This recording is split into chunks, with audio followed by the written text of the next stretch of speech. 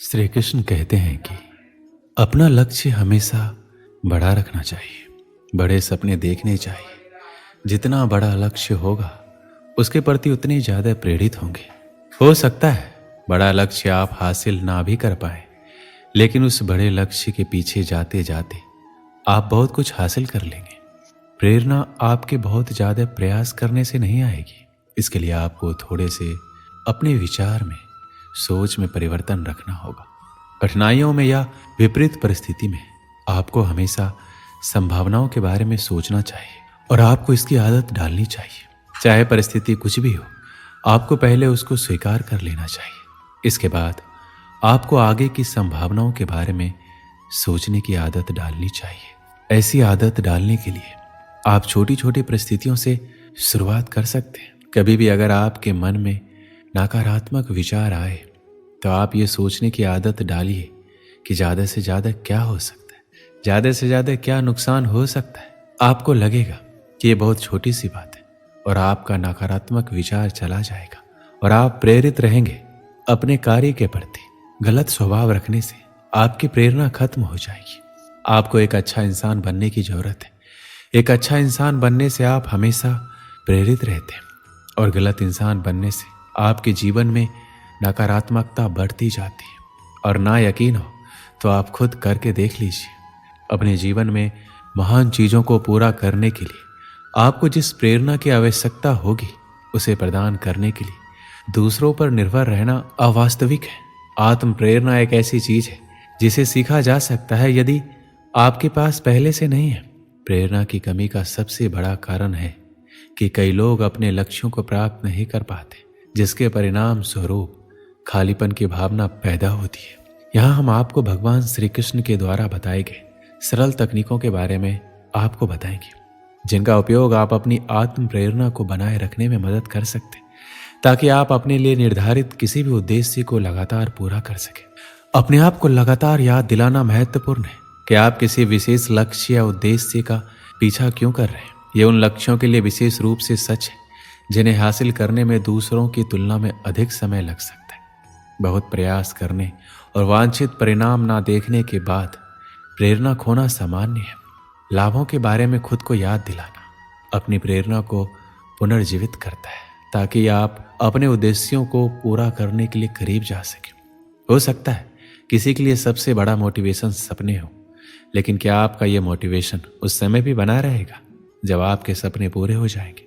या हो सकता है किसी के लिए सबसे बड़ा मोटिवेशन फेम हो, तो क्या बहुत फेमस हो जाने के बाद वह हमेशा मोटिवेट रहेगा?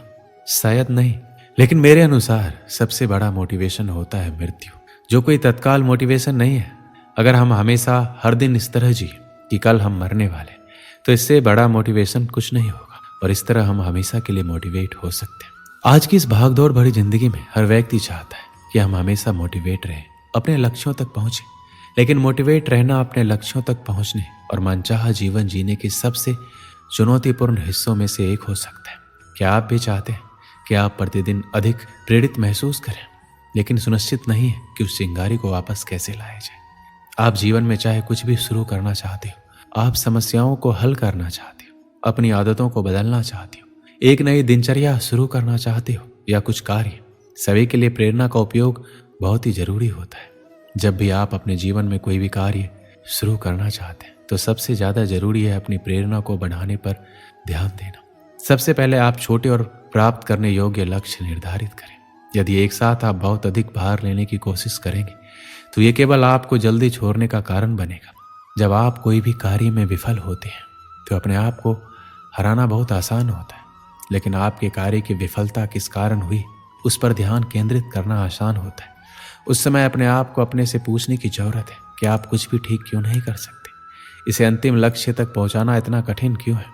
जब आप कोई कार्य शुरू करते हैं तो लक्ष्यों को प्राप्त करना बहुत मुश्किल होता है, लेकिन अपने लक्ष्यों को आसान बनाने के लिए आपको किसी और की आवश्यकता भी जरूरी है।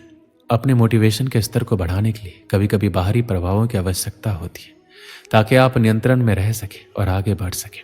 जब भी आप कोई लक्ष्य निर्धारित करें तो अपने किसी मित्र या पारिवारिक सदस्य को बताएं जिस पर आप अपने लक्ष्यों के बारे में भरोसा करते हैं, ताकि वो आपको जवाबदेह ठहरा सके और आपको सही रास्ते पर रख सके।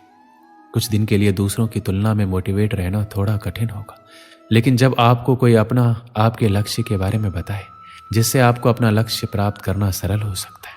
कुछ समय पहले की बात है, एक दुकानदार जिन्होंने एक अगरबत्ती की दुकान खोली। राम प्रसाद जी हर रोज की तरह घर से निकले अपनी दुकान पर जाने के लिए। उन्होंने सुगंधित एवं बेस्ट क्वालिटी की अगरबत्तियां अपने यहाँ मंगाई और बहुत अच्छे से अपनी दुकान पर सजाई हुई थी। राम प्रसाद जी एक नरम किस्म के व्यक्ति थे। उनका व्यवहार भी अपने ग्राहक के साथ बहुत अच्छा था। उनका नरम स्वभाव के कारण और उनके यहाँ की अगरबत्तियों की क्वालिटी के कारण धीरे धीरे उनकी दुकान जम गई। उनके यहाँ हर रोज अच्छी बिक्री होने लगी और उन्हें अच्छा खासा मुनाफा भी होने लगा। सब कुछ बहुत अच्छे से चल रहा था। सेठ जी दुकान की कमाई से बहुत खुश थे। अपनी दुकान के बाहर उन्होंने एक बड़ा सा बोर्ड लगवाया हुआ था। उसमें लिखा हुआ था, हमारे यहाँ सुगंधित अगरबत्तियां मिलती है। एक दिन एक ग्राहक आया, उसने वो बोर्ड पढ़ा और बोलने लगा, सेठ जी मुझे इस बोर्ड में कुछ गड़बड़ी लग रही है। सेठ जी भोले वाले थे, पूछने लगे, क्या हो गया, आपको क्या गड़बड़ी लगी? मैंने तो वही लिखवाया है जो मैं यहाँ बेचता हूँ, इसमें क्या गलत है?